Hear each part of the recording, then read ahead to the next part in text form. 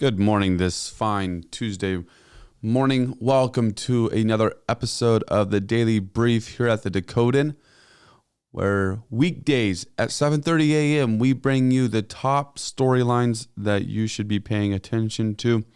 Today is April 1st. Yes, April Fool's Day has arrived. Be safe out there.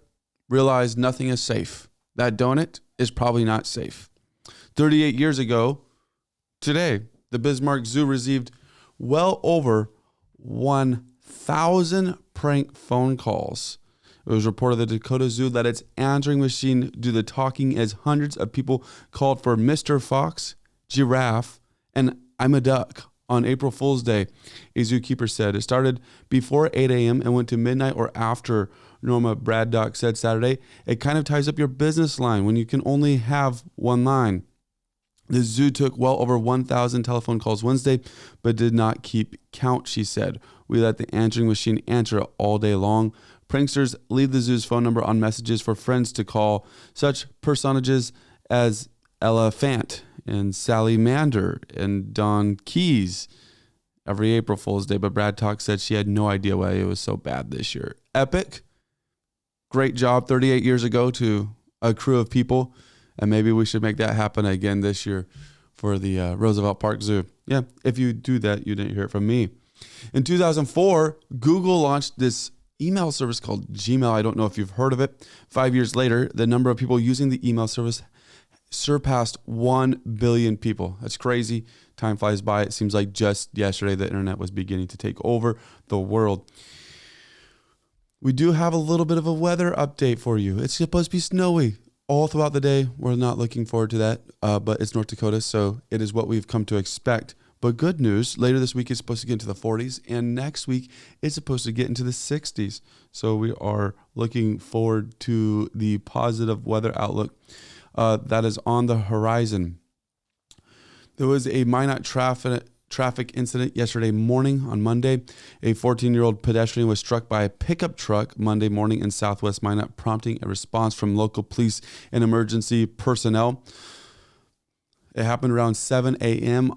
along 11th Avenue Southwest between Gem Hill Middle School and the 1st District Health Unit. According to the Minot Police Department, the pedestrian was crossing the road outside a designated crosswalk when they were hit by an eastbound pickup truck. The teen sustained non-life-threatening injuries and received medical attention at the scene. Minot PD noted that severe sun glare played a significant role in the driver's inability to see and stop in time. The incident remains under investigation by authorities. Minot Mayor Tom Ross says internal investigation is set to apparently come to a conclusion this afternoon. Minot Mayor Tom Ross is under investigation following a formal complaint filed on January 28, 2025, reportedly involving text messages sent to a female city employee. The findings of the investigation are expected to be released soon, and a special city council meeting will be held later this afternoon at 4 p.m. to address the matter publicly. We have an article about this on our website. Depending on the outcome, several actions could follow. Maybe the complaint is just dismissed. We're able to move on. Mayor Ross could resign. The city council could issue a formal censure. Citizens might initiate a recall election, or if the investigation proved to show findings that were very significant, the governor could have the mayor removed from office through a series of events.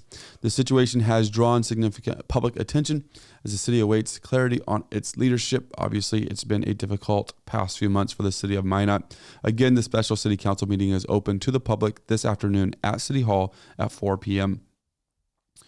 Minot's interim police chief Dale Plessas joined us on Minot Matters, discussing the department's future and some crime trends. Of course, the Minot City Council made Plessas the interim chief this past February.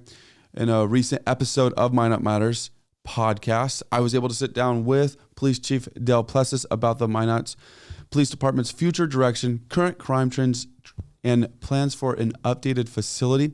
Chief Plessas was able to provide valuable insights into the challenges and opportunities facing local law enforcement, emphasizing the department's commitment to recruiting and addressing community concerns.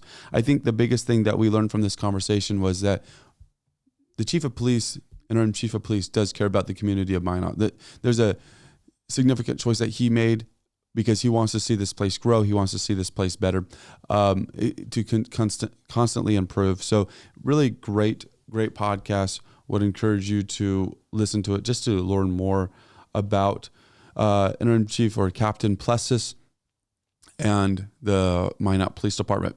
Minot Committee advocates property tax exemption to support child care centers. This is being reported by the Minot Daily News. The City of Minot's Committee on Child Care is urging the City Council to adopt a property tax exemption for child care centers. This recommendation follows an audit revealing that while some for-profit child care facilities are currently taxed, others operating on non-profit-owned properties, such as churches, have not been assessed, potentially leading to inconsistencies. And of course, this comes on the heels of a committee that was formed to find solutions to the child care problem in Minot. It's difficult to find child care in Minot as a lot of the centers are full or have waiting lists. NDDOT presents intersection improvement options residents favor an interchange. So this is pretty crazy. There was a meeting held last night. The Minot Daily was reporting on it. The North Dakota Department of Transportation has proposed 4 alternatives to enhance safety at the intersection of U.S. Highway 83 and North Dakota Highway 23 near Max, including a $40 million interchange and a roundabout. During a public meeting attended by approximately 200 residents, concerns were raised about most options with a strong preference expressed for constructing an interchange. Truck drivers voiced apprehensions about navigating a roundabout, and many attendees opposed reducing 83 to a single lane with a lower speed limit around that crossover area, that intersection. The intersection has been the site of 12 fatal crashes from 1999 to 2024, prompting NDDOT to seek effective solutions to reduce high-speed right-angle collisions. So the proposal of the interchange would take at least 10 years because that is a massive amount of funding, and they would have to be setting aside money for that. A lot of people were opposed to the idea of narrowing down Highway 83 to a single lane as you got closer to that intersection and reducing speed to around 55 miles an hour. There was concerns if they left it at a 2-lane highway at 55 miles an hour that people would continue to travel fast. Ultimately, though, people need to stop when they're coming from Highway 23. North Dakota health agencies face funding crisis after federal grant terminates. North Dakota's Department of Health and Human Services is grappling with a sudden loss of approximately $3.2 million in federal funding designated for substance use treatment and mental health programs. On March 24th, the Federal Substance Abuse and Mental Health Services Administration rescinded these COVID-19 pandemic-era block grants, citing the conclusion of the pandemic as the rationale for termination. Originally set to expire on September 30th, these grants were part of the Coronavirus Preparedness and Response Supplement Appropriations Act and the American Rescue Plan Act of 2021. The funding cut affects 42 grantees statewide. HHS is working to identify alternative funding sources and collaborating with providers to minimize service disruptions. Individuals in need are encouraged to continue seeking support through local behavioral health providers or by calling 988. We have a few more articles live on our daily brief at mydakotan.com. Be sure to go to mydakotan.com, click the daily brief, and you can read some summaries of those articles and also click the link to go read the full article.